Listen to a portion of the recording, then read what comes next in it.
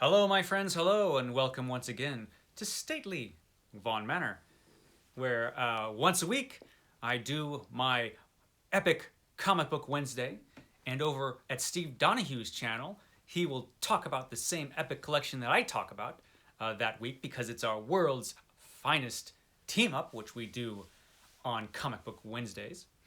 So today's Marvel Epic Collection was supposed to be the X-Men Volume 2, but I still got a couple stories to read in that epic collection.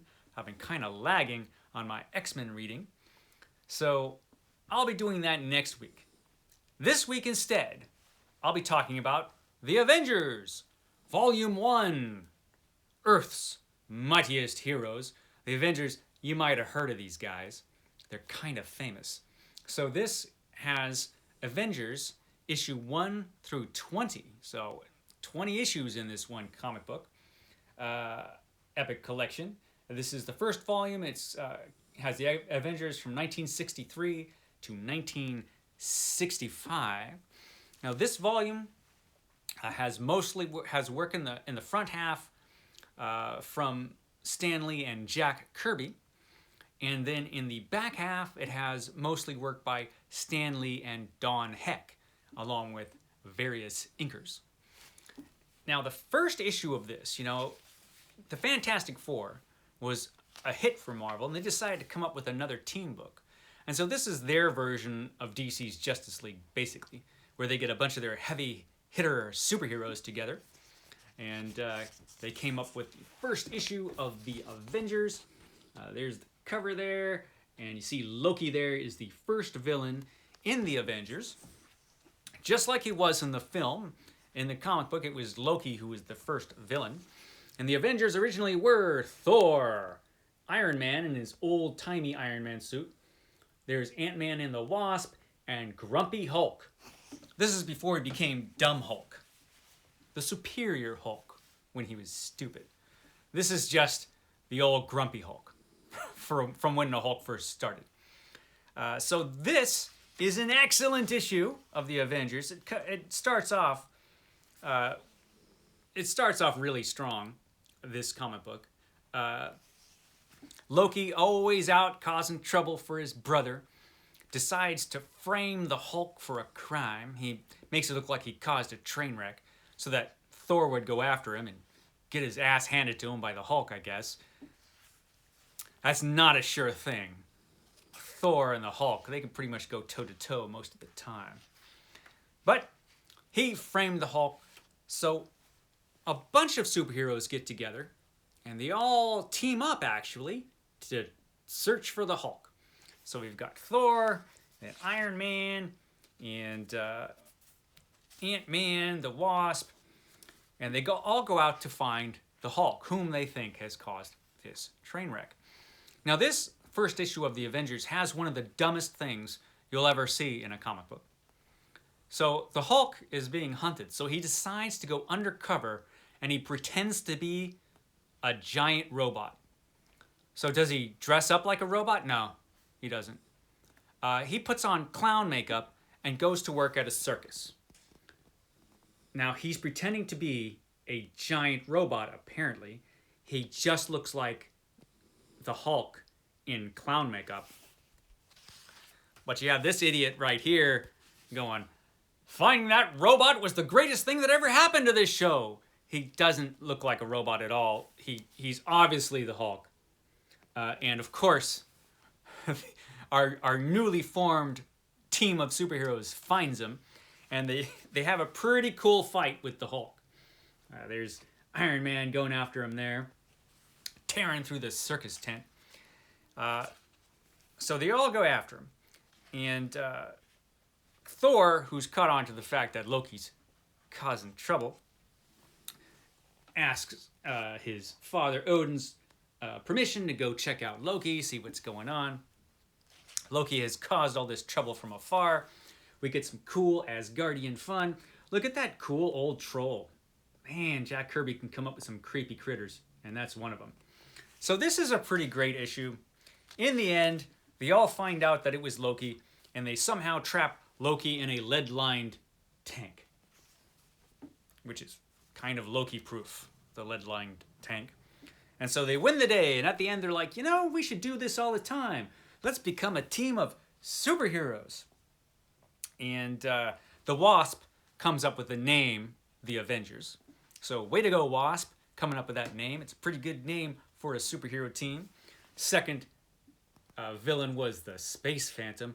He's kind of a lame villain. You'd think he would never come back, but of course this is Marvel Comics, so yeah, the Space Phantom is going to make a reappearance eventually.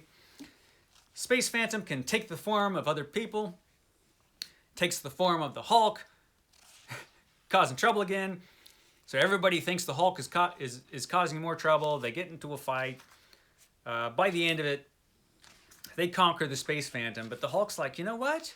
You guys are always willing to think the worst of me just because I sometimes go on rampages and I'm a big jerk all the time. So the Hulk decides to leave the Avengers.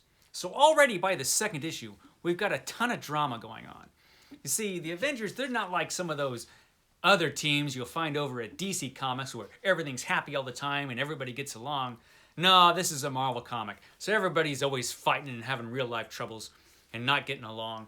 And wouldn't you know it, by the third issue, the Hulk teams up with the Submariner to cause more trouble. And it's the Avengers against the Hulk and Submariner. And of course it's great. Who wouldn't want to see that? The artwork is pretty good. Now you can tell in some of these early issues of the Avengers that Jack Kirby is a little rushed in his art. Still a pretty great issue, number 3. You got a lot of action. But you do have moments when things seem a little rushed, but that's okay. You still got a lot of action. This is a pretty great issue, actually. Just a bunch of characters you want to see fighting, and they're all fighting. So by the end of the issue, the Hulk gets away, Submariner gets away. The Hulk actually turns back into boring Bruce Banner. But it's the next issue, issue number 4, that really raises the Avengers to new heights and is probably one of the greatest Marvel comics and most important Marvel comics of all time. And that's when Captain America makes his return. He makes his return in the Avengers. Now, Captain America was created by Joe Simon and Jack Kirby back in the golden age of comics, and Stan Lee actually wrote a bunch of those issues. So Stan Lee liked Captain America quite a bit, and him and Jack Kirby were always looking for a chance to bring him back, and here they did. They brought him back.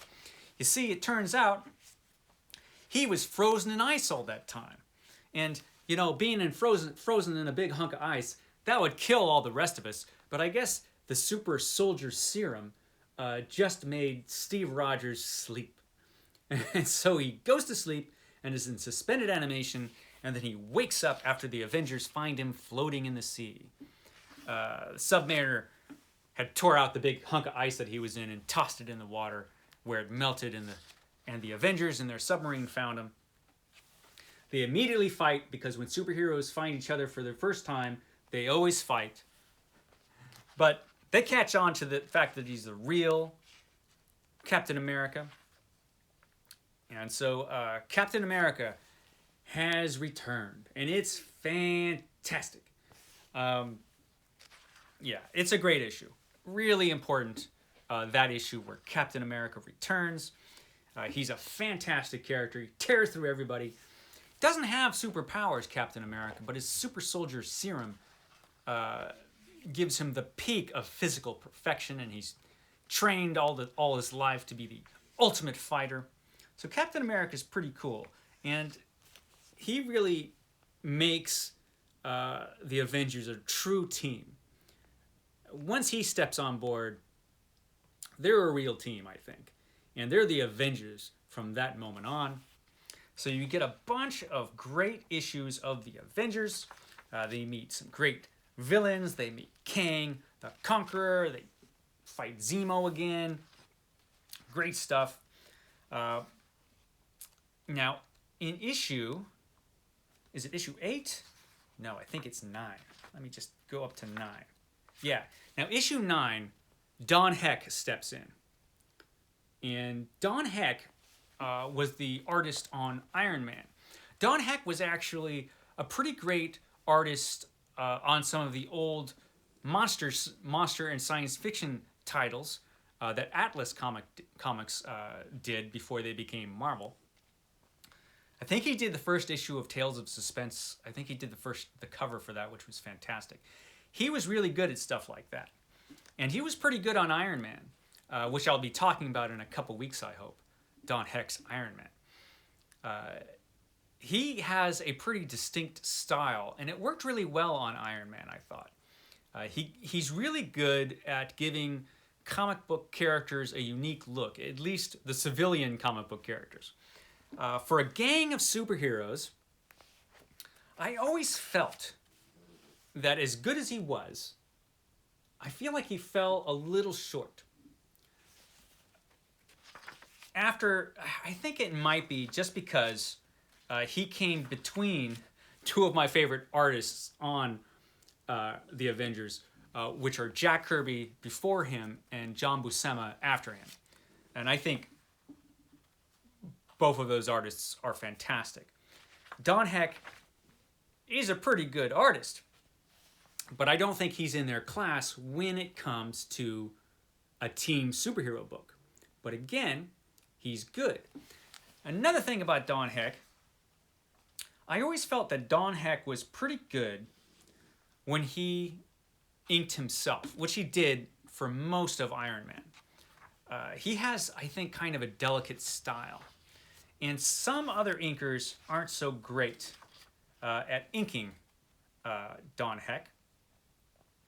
Dick Ayers was pretty good. I get the feeling that Don Heck was kind of hard to ink, but Dick Ayers did a pretty good job inking Don Heck. But if you get a guy like Chick Stone, which he did this issue, didn't really work.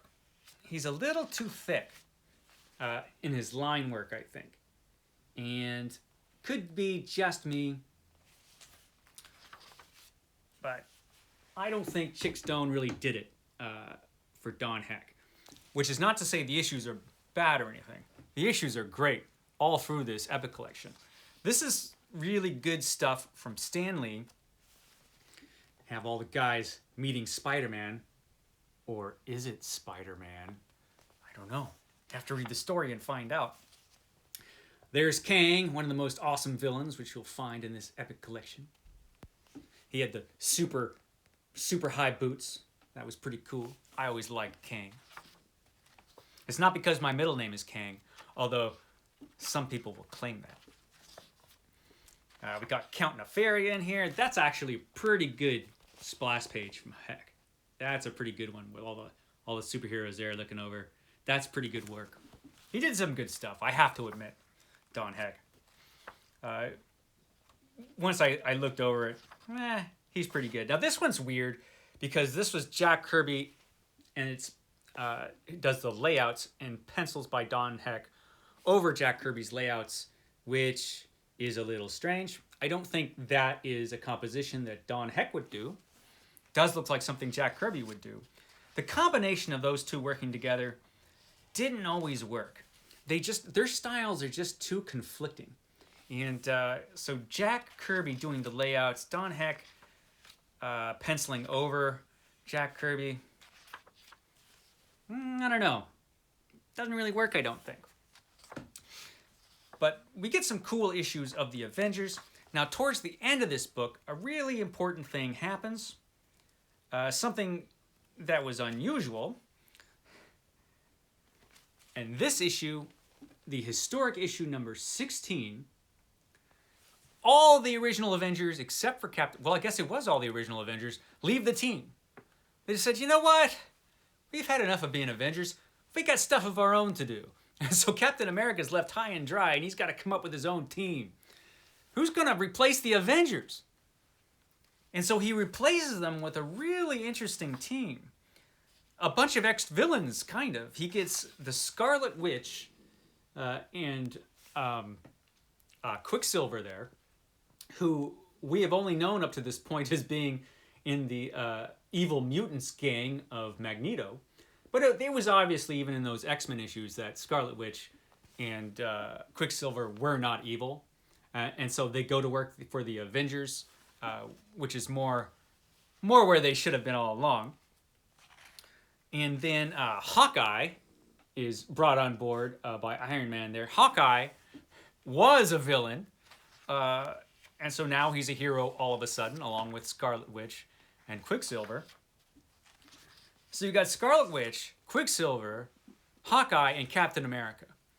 So 2 of those guys are they don't even have superpowers. So this is an extremely depowered team. And they know it, and they even talk about it. It's like, man, we got to find the Hulk or something because we got no power on this team. They actually go searching for the Hulk, don't find him, get into a bunch of trouble, but manage to win through okay. They're always bickering with each other. Quicksilver wants to be the leader of the team instead of Captain America. Hawkeye wants to be the leader of the team instead of Captain America. Scarlet Witch just kind of puts up with them all. Scarlet Witch, as it turns out, is the most powerful member of the Avengers at this point. If they didn't have Scarlet Witch, they would kind of be in trouble. But the book becomes really interesting at this point because Hawkeye is a great character from the start. He's kind of a jerk, but you kind of like him at the same time. He's always get into it with Captain America, but eventually they become really good friends and they respect each other even though they don't like each other all the time. But the characters become really interesting. And it's fun to read, not just because of the superheroics, because you want to see, what's going on with these guys and how they're going to be behaving every month and how they're going to get out of whatever trouble they get into. Run up against the swordsman here. Don't trust the swordsman. Don't trust him, guys. Swordsman's a lot of fun. So the artwork in here is pretty good, I have to say. Don Heck, I thought, got better when the team changed. It could be just me. And it could be because characters like Hawkeye and Captain America were more down-to-earth characters. This epic collection ends on one of the best issues of the Avengers ever. We see Swordsman tossing Captain America off a building. Who wouldn't buy that issue? And it starts right off just like that, with Captain America falling off a building. This particular issue was great because Don Heck is penciled by Wally Wood, who I talked about when I did my Daredevil episode. And the artwork is fantastic because Wally Wood was perfect for Don Heck. Don Heck might have been difficult to ink, and that's just my theory. But Wally Wood, man, he does a fantastic job on his artwork. And he just makes everybody look so cool. I mean, look at those guys. Look how cool Scarlet Witch and Quicksilver look. Everything looks great in this issue because you have that really detailed inking from Wally Wood. Really great way for this epic collection to end because you just want to find out what happens next with these guys. So you've got a much less powerful team by the end of this epic collection. But on the other hand, they're really interesting and they're fun to read about. And I kind of liked that era of the Avengers with Captain America as the leader, and you have this goofy team of not very powerful superheroes as the world's mightiest superheroes. It was kind of interesting. At the back, you get some extras, you get some advertisements and things like that. You get some plain inked pages there. A lot of these epic collections just have some really cool extras in the back, and this is no exception. This is a really, really good epic collection. I highly recommend it. If you're interested in the Avengers, this is where everything started. Great start. It makes you just want to read the next one and the next one after that. Good stuff. So, the Avengers, Volume 1, Earth's Mightiest Heroes. Catch me next week for that X-Men. I promise this time. I promise it'll be the X-Men Volume 2. And be sure to tune in to Steve Donoghue's channel to see what he has to say about all this. And I will see you next time. Bye, guys.